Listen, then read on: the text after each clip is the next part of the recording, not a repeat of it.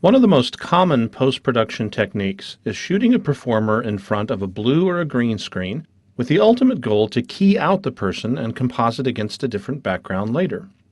Adobe After Effects has long had excellent keying tools, but for years it's been accepted that there's only so much you can do with a bad piece of footage. This situation has improved now with two new effects, Key Cleaner and Advanced Spill Suppressor. The first one we'll talk about is Key Cleaner, and it can work wonders on bad footage. And it's worth noting, you don't really want to use it on anything except bad footage. It's designed specifically to deal with blocky compression noise in a key, the kind that looks ugly and causes your key to chatter. If your footage doesn't have those problems, you can safely ignore Key Cleaner and just use your favorite keying effect. But if your footage does have those problems, Key Cleaner can be very helpful. Let's apply it to this medium close-up of a blonde woman shot on green screen, a notoriously difficult situation to get a really clean key. This scene is pretty well lit, but the footage is compressed with H.264, and that will produce some artifacts that would ordinarily make this a challenging key. If we apply key light and sample the green, and we switch our comp over to our alpha view to evaluate the key, you can see that our edges have some noise in them. You've probably seen this kind of thing before and you know how hard it is to get out. Key light can sometimes choke past this, but key light is a fairly complex tool and not everybody is comfortable with the workflow, and in the end you are still losing detail. There's never been a great, simple solution for fixing this before. But if we apply Key Cleaner after key light, let's see what happens. The first thing you should know is that these new plugins are designed to work with the original RGB data from your clip. But key light has built-in spill suppression that will change the RGB by default. So the first thing we'll do is change the display setting to intermediate result. This applies the key to the footage without otherwise changing its color. With its default setting, you'll see that things are already a little bit smoother. Key Cleaner uses the same approach as the Refine Matte feature that you may already be familiar with in Photoshop and After Effects, and if we look at the parameters, you'll see only 4 controls. Edge radius defaults to 10. Set this down if you're seeing the mask grow in an unwanted manner. In the case of this shot, I'll set this down to about 6, since the top of the head doesn't need to expand.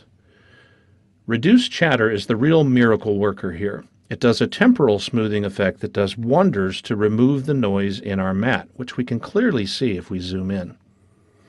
And adjusting the alpha contrast will help clean up any leftover compression noise that may show up in the clear areas. Don't overdo this slider since it can start to eat away details that you might want to preserve, but a value of about 15% will fix this clip just fine. And the strength slider allows you to back off of your final effect if you want to reintroduce a little bit of grain, if you need to match your background, for example.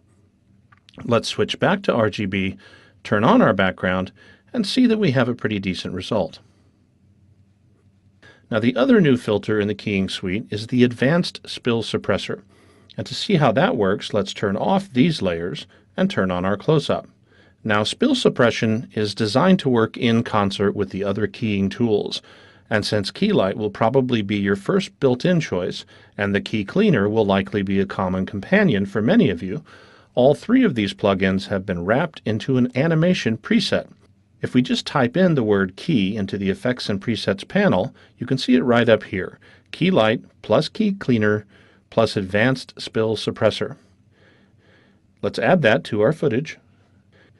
And notice that this adds all 3 effects to the footage, although the spill suppressor is turned off so that we can first evaluate the rest of the matte. Key light is already set to use intermediate result, which is great. We just select our background color, turn on reduce chatter as before, and set the alpha contrast to about 10% this time, and this looks pretty good. But if we turn on our background, we can clearly see that there's a strong green spill still present on our edges. This is really typical of any blue or green screen setup, and it's not the worst thing if the background happens to match the screen color, as in this example. But it can look terrible if there are contrasting colors. Spill suppression helps get rid of that. So if we just turn on our Advanced Spill Suppressor, we can immediately see a better result. And this is what most of you will want to use. However, you can toggle Standard to Ultra to expose a whole new set of controls. In fact, switching to Ultra completely changes how the plugin calculates its results based on the Ultra keyer in Premiere Pro. You only need to poke around in here if you have a specific case, such as refracted color contamination. Otherwise, Standard should serve you well for most footage. After Effects has always been a great solution for a keying and compositing workflow, and with the addition of the new Key Cleaner and Advanced Spill Suppressor, it now works better than ever before.